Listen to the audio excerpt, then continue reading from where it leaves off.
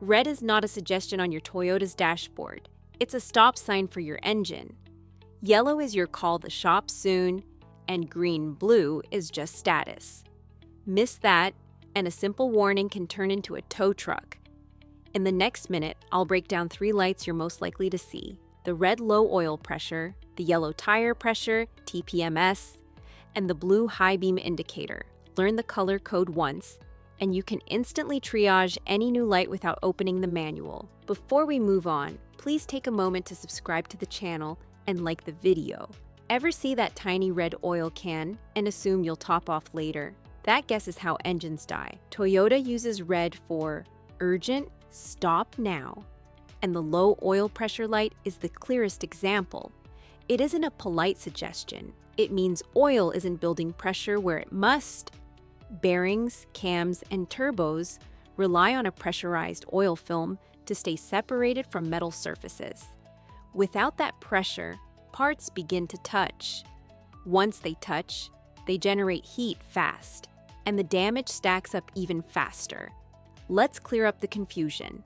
Low oil level and low oil pressure aren't the same. Low level means the quantity is down, often from a slow leak or consumption. You can usually address it soon, top off, and schedule an inspection. Low oil pressure is a different animal. It says the pump isn't feeding enough oil through the galleries, which can happen even if the dipstick shows a normal level. A clogged pickup screen, failed pump, foamed oil after a long high-speed run, or a sudden loss of oil due to a leak can all drop pressure. Level is how much you have. Pressure is whether the system is actually working. The light's behavior matters. A flicker during hard braking, cornering, or a hot idle might mean borderline pressure at low RPMs. Where the pump moves less volume and thin, overheated oil loses viscosity. A solid, steady red while cruising is worse. That indicates sustained failure to build pressure. In both cases, metal-to-metal contact starts where tolerances are tightest. Main bearings and rod bearings are the first to complain. A momentary flicker is a warning. A steady glow is the stop sign. Here's a roadside scene you may recognize. You merge hard onto the highway. Revs climb. Oil heats up, and the red oil can flashes. A minute later, you hear a faint tick that wasn't there before. That tick is often the valve train. Hydraulic lifters or cam followers start to clatter when oil can't fill and hold pressure in their tiny passages. Down below, the crankshaft spins inside bearings separated from journals by microns of oil film. As pressure falls, the film thins. The oil pump tries to keep up, but cavitation, little bubbles forming at the pump inlet, can make it worse. Inside the galleries, the film that once floated those parts collapses, and every revolution becomes a micro grind. Research into hydrodynamic lubrication shows how fast this goes bad. The oil film that keeps surfaces apart can fail in minutes when pressure and viscosity drop. Heat builds, the bearing soft overlay smears, and once it wipes, clearance grows, which further reduces pressure. That's the snowball. It doesn't take hours. It can happen between one exit and the next. So what do? First, reduce load and speed while you signal and move to a safe shoulder. Shut the engine off immediately. Give it a minute to let the oil drain back. Then check the dipstick on level ground if safe to do so. If the level is low, you can add the correct grade and recheck. If the level is normal, do not restart. A pressure problem with normal level points to a mechanical fault. At that point, call for a tow or roadside service. Spinning it again to see if it went away only adds damage. Watch the startup check too. When you turn the key or press start without the engine running, the red oil pressure light should come on with the other test lamps, then go out a second or two after the engine fires and builds pressure. If it lingers, even for a few extra seconds, that's a clue.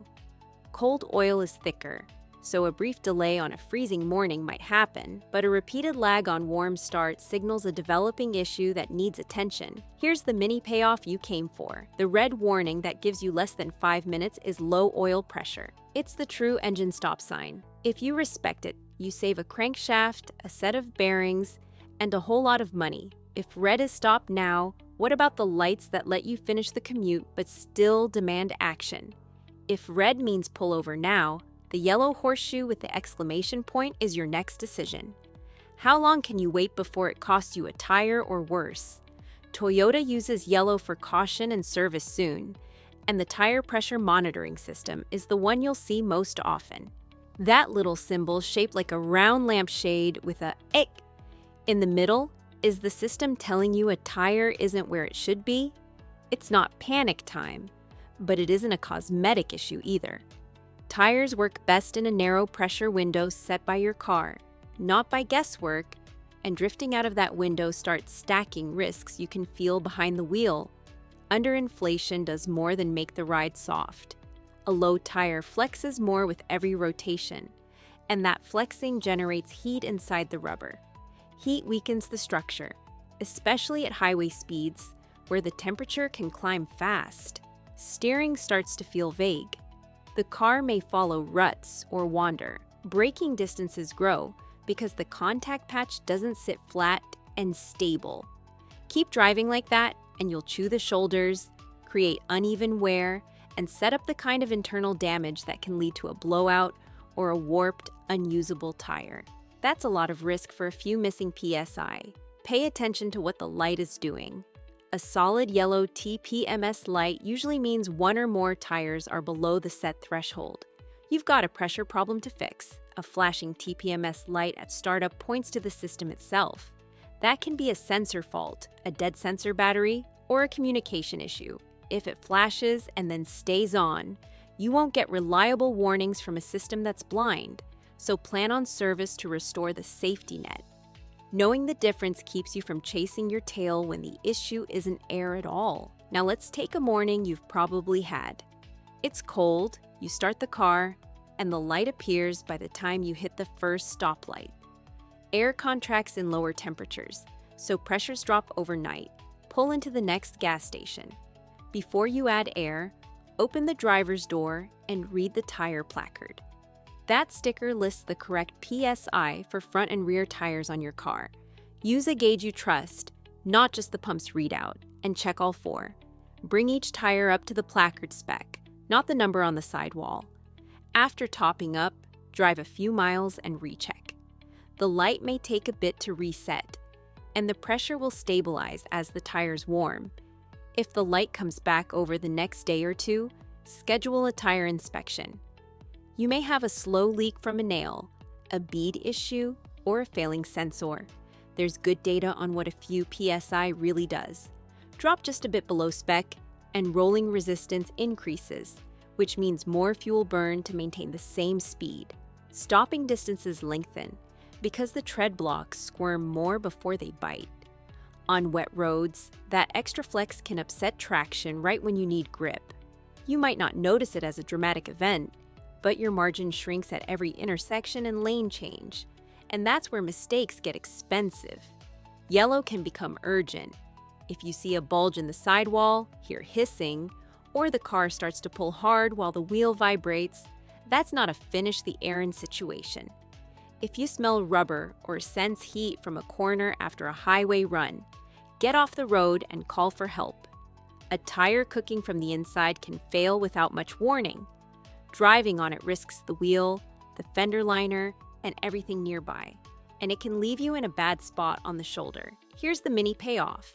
Toyota's color system lets you decide in seconds. Yellow means you can complete the trip, then take care of it soon. Treat it like maintenance with a timer already running, not a suggestion. So what about the lights that aren't warnings at all, yet can still change how you drive when the sun goes down? That bright blue headlight icon shows up, and it grabs your eyes like a neon sign. Helpful or harmful? It's neither warning nor danger by itself. It's a status light. On Toyotas, green and blue tell you what's active, not what's broken. And the high beam indicator is the cleanest example of that rule. When you click the stalk forward and the blue headlight appears, the car is simply confirming your high beams are on. Nothing to fix, nothing to fear. Just a reminder that a powerful setting is engaged. Here's where it matters.